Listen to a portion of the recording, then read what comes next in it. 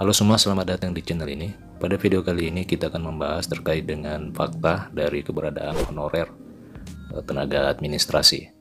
Banyak yang mengatakan bahwa tenaga honorer administrasi selama ini terkesan dianaktirikan oleh karena adanya beberapa kebijakan yang kurang memihak kepada rekan-rekan tenaga honorer di bidang administrasi. Untuk lebih jelasnya, silakan disimak di video ini, simak secara lengkap agar Anda betul-betul menerima informasi terkait dengan kondisi honorer tenaga administrasi.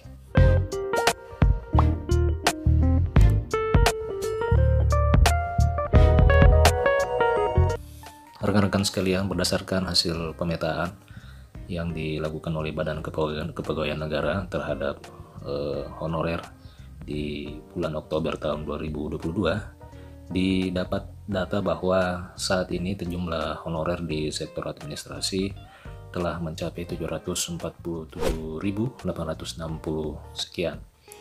Data ini menempatkan honorer tenaga administrasi ini merupakan tenaga non-ASN yang jumlahnya paling banyak di antara honorer bidang lainnya. Tetapi yang menjadi permasalahan sampai dengan saat ini, pemerintah belum mengeluarkan beberapa kebijakan-kebijakan yang sepenuhnya betul-betul memihak kepada rekan-rekan tenaga honorer administrasi ini, sehingga di berbagai daerah terjadi banyak keluhan-keluhan khususnya dari tenaga honorer sektor administrasi. Halnya yang dikatakan oleh Pak Sahirudin Anto selaku Ketua Umum Perkumpulan Honorer K2 Indonesia.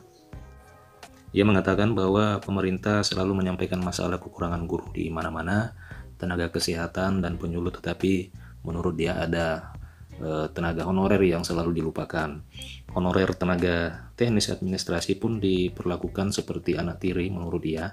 Bahkan ia menilai pemerintah selalu sigap dalam menyelesaikan masalah guru honorer, tenaga kesehatan, dan penyuluh.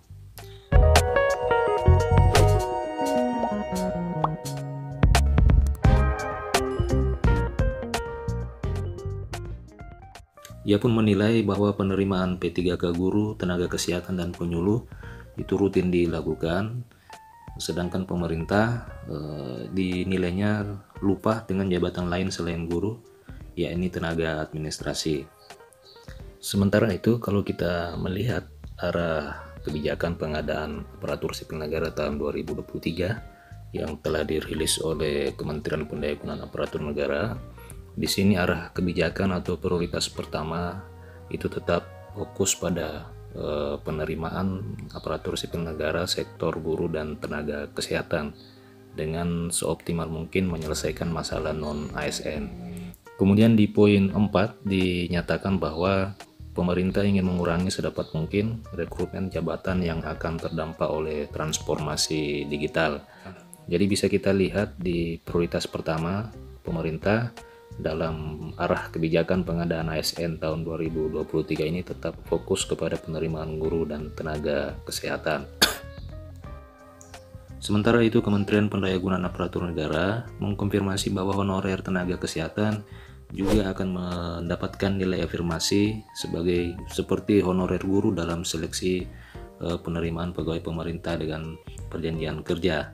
Seperti diketahui bahwa nilai afirmasi ini merupakan nilai bonus yang bisa ditambahkan dalam akumulasi perhitungan nilai pada saat mengikuti tes atau seleksi P3K.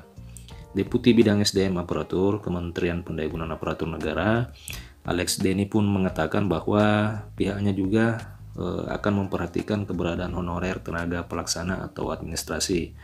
Nantinya jabatan pelaksana juga akan diberikan bonus afirmasi. Ini yang dikatakan Alex sesaat setelah rapat koordinasi penyelesaian tenaga non-ASN.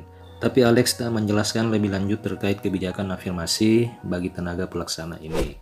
Alex justru menyampaikan bahwa keberadaan jabatan pelaksana atau administrasi rentan digantikan oleh teknologi.